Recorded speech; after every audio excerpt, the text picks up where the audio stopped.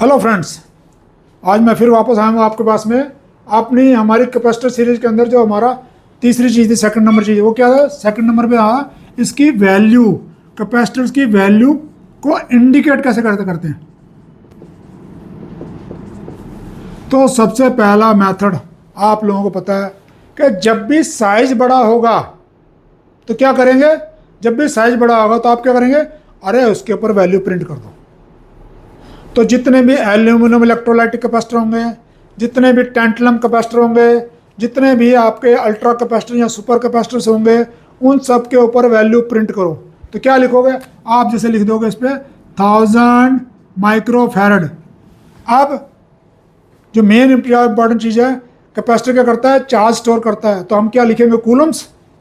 No, हम लिखेंगे working voltage. कितने वोल्ट तक वो कैपेसिटर सही काम करेगा? तो 50 वोल्ट देंगे।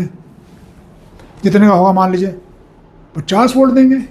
तो यार ये जो कैपेसिटर्स हैं, ये एक माइक्रोफैरड के बाद अगला क्या होगा? 1.1 होगा, 1.2 होगा, 1.3 होगा, कितना होगा? तो हमें तो पता नहीं, तो पता कैसे लगेगा? तो भाई कैपेसिटर की भी ई सीरीज होती है, इसको पढ़ें, E6, E12, E24, इसको पढ़ें तो पता लग पाएगा। ऐसे ही वोल्टेज के स्टेप हैं भाई साहब। ऐसा नहीं है कि आपने मुंह उठाया जी 36 वोल्ट का कैपेसिटर दे दो, मार्केट जाकर पूरी घूम लेना, 36 वोल्ट का कैपेसिटर नहीं मिलेगा। तो क्या स्टेप होते हैं? क्या 1 वोल्ट का मिल जाता है तो 5 वोल्ट का मिल जाता है? तो इसके भी स्टेप है। क्यों? क्योंकि नेचुरल बात है, एक तो इनकी वैल्यूज के ऊपर और इनकी वोल्टेज के ऊपर अगर इन कम्बिनेशन के हिसाब से देखूं तो पता लगा जी 1000 टाइप के कैपेसिटर, मतलब उनकी वेरिएशन होगी ना वोल्टेज के हिसाब से, कैपेसिटर की रेंज के साथ। तो दुकानदार तो पगला जाएगा बेचारा। मैन्युफैक्चर भी क्या बनाओ क्या ना बनाओ। तो इसलिए क्या करा जाता है, हमारी इंडस्ट्री ने स्टैंडर्डाइज करके 10 वोल्ट के बाद में आपको सीधा 16 वोल्ट ही मिलेगा, और 16 वोल्ट के बाद में आपको सीधा 25 मिलेगा, 25 के बाद में आपको 35 मिलेगा, 35 के बाद में आपको 50 मिलेगा, 50 के बाद में आपको 63 मिलेगा, और 63 के बाद में आपको सीधा 100 वोल्ट मिलेगा। बीच में नहीं मिलेगा कुछ भी। क्यों? अदरवाइज कितने डब्बे बन जाएंगे। तो लीजिए, ये मैंने आपको थोड़ा सा हिंट दिया, इसके बारे में पढ़िए तभी आपको प्रैक्टिकली पता लग पाएगा। तो हमने कहा एक मेथड होता है प्रिंट द वैल्यू।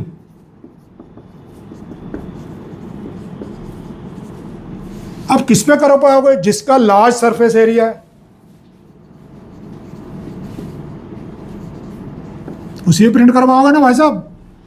तो दूसरा क्या करें? छोटे सा एरिया है, अब उसमें क्या प्रिंट करोगे? पिता प्रिंट करते हो। हमारे जैसे कि चश्मे लगा के देखना पड़ेगा भाई, लेंस लगा के क्या है। तो इसलिए क्या करते हैं, वो कहते हैं भाई ऐसा मत करो। तो क्या करो? Number coding. तो कैपेसिटर की नंबर कोड, जितने सेरेमिक कैपेसिटर हैं, कुछ फिल्म कैपेसिटर हैं, कुछ पॉलिस्टर कैपेसिटर हैं, उनमें नंबर कोडिंग भी होती है, और भी मेथड होते हैं। तो नंबर कोडिंग, तो जैसे जितने भी सेरेमिक आते हैं तो लिखा 104, बड़ा आसान है भाई। जितना ये है उसके आगे इतनी और डाल दो जीरो। 10 है तो उसके आगे 4 जीरो डाल दो, 1 2 3 4, और आगे लगा दो माइक्रो फैरड, ना सॉरी पिको फैरड। तो आगे हमेशा नंबर कोडिंग में आगे हमेशा पिको लगेगा। तो अब देखो ध्यान से, क्या हुआ? ये क्या हो गया? ये होगा 10 की पावर 5 गुणा 10 की पावर -12। तो ये होगा 10 की पावर -7, विच इज 10 की पावर -1 गुणा 10 की पावर -6।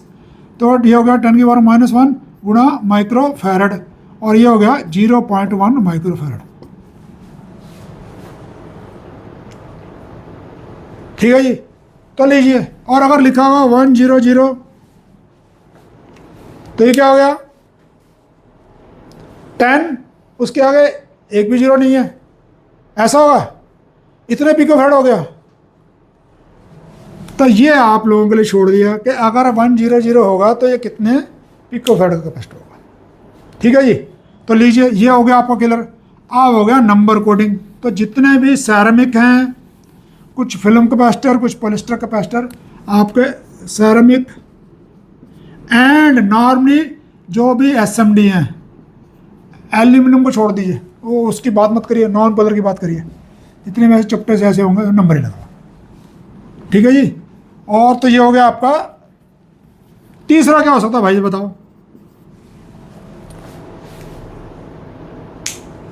तो तीसरा होता है कलर कोडिंग।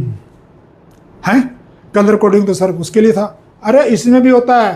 तो कैपेसिटर देखे कभी आपने, पॉलिएस्टर कैपेसिटर आपको मिलेगा ऐसे करके ऐसे, उसके में 1 2 3 4 मिनिमम 4 बैंड होंगे।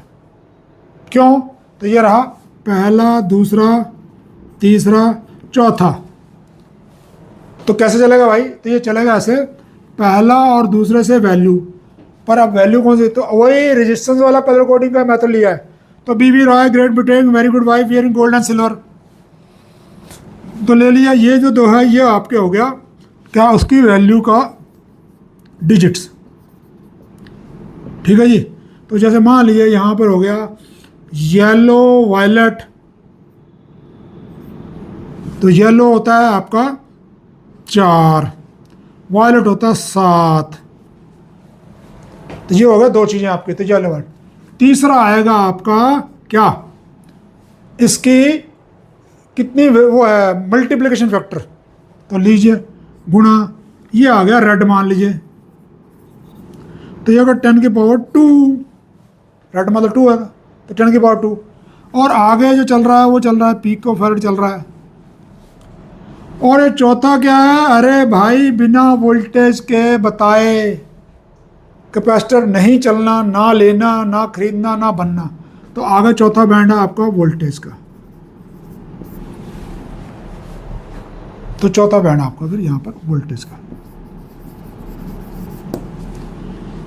तो ये होगा 10 की पावर -12, तो ये होगा 47 इंटू 10 की पावर -10।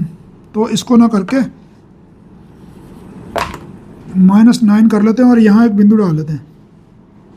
तो ये होगा 4.7 नैनो फैरड। तो ये आपका कैपेसिटर की वैल्यू आ गई तीसरा। अब ये मैंने कहा ये वैल्यू इंडिकेट करके, मीन्स कैपेसिटर को ना तो हमने सर्किट में लगाया, ना हमें कैपेसिटर से मल्टीमीटर से जांचा, हमने उठाया और देख कर हमने वैल्यू निकाली इतने माइक्रोफैराड का। क्योंकि जब सर्किट में लगाएंगे सारे कैपेसिटर फिक्स होंगे, कौन सा कहाँ लगाना था आपको पता होना चाहिए। तो इसके अलावा और कोई मेथड होता है? नहीं, इसके अलावा और कोई मेथड नहीं है कैपेसिटर की वैल्यू को इंडिकेट करने के लिए। सिर्फ मेज़र कर सकते हो उसके लिए मल्टीमीटर है, LCR मीटर होते हैं। LCR means inductance capacitance resistance, एक बड़ा डब्बा सा आता है, उसके अंदर डाल कर आपको बता देगा कैसे। ठीक है जी। तीसरी बात जो है, इन सब के अंदर वर्किंग वोल्टेज का बारे में जरूर लिखना है, बिना उसके नहीं लेना। अब वर्किंग वोल्टेज तो लिख दी, अब इनकी टॉलरेंस, तो टॉलरेंस टाइप के ऊपर डिपेंड करती है। जैसे अगर ये एल्यूमिनियम इलेक्ट्रोलाइटिक कैपेसिटर होता तो उसकी टॉलरेंस 5% से लेकर 20% तक वेरी होते हैं। मतलब 1000 माइक्रोफैराड का लिया तो 800 ही निकला, 20% कम हो गया ना, 800 निकला। तो इस तरीके से हमारे पास ये इसकी वैल्यू को इंडिकेट करने का फार्मूला है। तो आपको इसके बारे में पता होना चाहिए। तो आप क्या करेंगे, अपने यहाँ पर घर पे नंबर कोडिंग की प्रैक्टिस करिए और दूसरा कलर कोडिंग की प्रैक्टिस करिए, क्योंकि इसमें तो आपका दिमाग लगना ही नहीं ना, इसमें तो लिखा हुआ आपने पढ़ लिया, तो फिर वो तो कोई भी पढ़ सकता है। तो इन दो के बारे में और प्रैक्टिस करिए, ताकि कभी कहीं इंटरव्यू में या कहीं पर कुछ पूछा है तो आपको बार बार पता होना चाहिए। ठीक है जी। तो लीजिए, तो ये हो गया वैल्यू इंडिकेट करने का तरीका। अब अगला जो है हमारे को, हमने आपको कहा था कि सर्किट में सीरीज और पैरेलल में जब भी कोई कंपोनेंट लगता है तो उसका बिहेवियर क्या होता है। तो हमने अपनी शॉर्ट वीडियो में पूछा था कि 2 कैपेसिटर हमने लगा दिए किसमें, सीरीज में। इसको कह दिया C1, ये कह दिया 25 वोल्ट का, ये C2 ये कह दिया 50 वोल्ट का लगा दिया। ठीक है जी। तो अब इसकी टोटल कैपेसिटेंस क्या होगी। तो टोटल कैपेसिटेंस जो होती है वो ऐसा आता है C1 C2 divide by C1 plus C2। ये आता कैसे है, तो ये आता है ऐसे, C टोटल बराबर 1/C1 प्लस 1/C2। और जब इसको सॉर्ट आउट करते हो तो ये कहानी बनती है। ठीक है जी। तो इस तरीके से आपका ये आ गया। तो अब मान लीजिए अगर ये दोनों कैपेसिटर की वैल्यू इक्वल है, मान लीजिए दोनों ही 47 माइक्रोफैराड के हैं, दोनों है 47 माइक्रोफैराड के हैं, ठीक है। तो अब तो सीधा सीधा बात होती है, जब दोनों इक्वल वैल्यू के होते हैं तो आधा आधा कितना होगा 23.5, सीधा ही आधा कर दो। तो ये होता है shortcut. But what will be there working voltage. तो अगर आप लोगों को याद है तो हमने रेजिस्टेंस में भी ऐसे पूछा था, तो उस समय क्या करा था हमने, जिसकी सबसे ज़्यादा वोल्टेज थी हमने वो रेजिस्टेंस की ले लिए थे। अब इसमें क्या होगा, ये 50 वोल्ट का है और ये 25 वोल्ट का है, तो कितना होगा, तो CTV मतलब इस टोटल कैपेसिटेंस की वोल्टेज वर्किंग वोल्टेज कितनी है। तो आंसर तो 3 ही होंगे, 4 होंगे मान लीजिए, 25 यहाँ 50 यहाँ 75 यहाँ कितना होगा 37 पॉइंट, मतलब आधा कर दो, 50 बचे 75 है ना, तो 37.5 यहाँ ये होगा। तो आप बताओ नीचे कमेंट में लिख के, क्योंकि हमें तो अभी तक किसी ने जवाब नहीं दिया। क्यों, हम बहुत बड़ी बड़ी बातें पढ़ते हैं और नीचे से हम टूटे हुए हैं, हम फ्लोट कर रहे हैं हवा में। फिर क्या सर जॉब नहीं मिले, अबे जॉब कहाँ से मिलेगी जब एक छोटी सी बात नहीं पता तुम्हें। अगला हमने लगा दिए 2 कैपेसिटर पैरेलल में, फिर C1 25 वोल्ट ले लेते हैं, C2 50 वोल्ट ले लेते हैं। तो आप बताइए C टोटल क्या होता है। तो सबको पता है कैपेसिटर जो है पैरेलल में ऐड हो जाते हैं। तो लीजिए अगर ये दोनों 47 के तो ऐड हो गए, तो यानी कि C1 + C2 हो गया, सीधी बात है। और ये CTV क्या हुआ भैया, CTV क्या हुआ, 25 वोल्ट 50 वोल्ट 75 वोल्ट 37.5 वोल्ट क्या हुआ। तो इसका भी आंसर दो भाई लोगों, और नहीं पता तो नीचे कमेंट में लिख दो कि सर हमें नहीं पता, बता दो पहली बारी, तो हम नीचे बता देंगे आपको। और इन दोनों के अंदर, क्योंकि मैंने आपको बार बार कह रहा हूँ कैपेसिटर के केस में voltage is a very very important parameter. तो अगर आपने ध्यान नहीं दिया तो हो सकता है, अच्छा ये बड़े इंटेलिजेंट है कैपेसिटर, कभी तो आपने सर्किट में फटे हुए नहीं देखे होंगे, हमने तो देखा हमारे स्टूडेंट जो है फाड़ते रहते हैं। तो ये क्या इतने इंटेलिजेंट है, पता क्या करते हैं, तो पहले इनको गुस्सा आता है, तो गुस्सा आता है तो अपने ना थोड़ी गैस छोड़ते हैं। तो जब गैस छोड़ते हैं तो आपके सेंस होगा, तो आप क्या करोगे, अपना मुंह ना उसके पास ले जाओगे, सर्किट के पास ले, और जब सर्किट के पास ले जाओगे ना तब ये देखता है, कहता है अच्छा इसकी आंख आ गई मेरी रेंज में, तब ये ठा करती फटता है और सीधा आपकी आंख में। अगर चश्मा पहन रखा है मेरे जैसे ने तो उसका चश्मा तोड़ देता है, और जिसने नहीं पहन रखा उसको चश्मा पहना देता है। तो भैया डेंजरस चीज़ है, ज़रा ध्यान से, इसीलिए मैं बार बार कह रहा हूँ वर्किंग वोल्टेज, और इसका आंसर दीजिए। और अगर आपको हमारी ये वीडियो मतलब अच्छी लग रही है, जिसमें हम इन्फॉर्मेशन दे रहे हैं, तो हमारे चैनल को लाइक शेयर सब्सक्राइब करें, और इसी तरह वीडियो के लिए आगे वेट करिए। Thank you and have a nice day.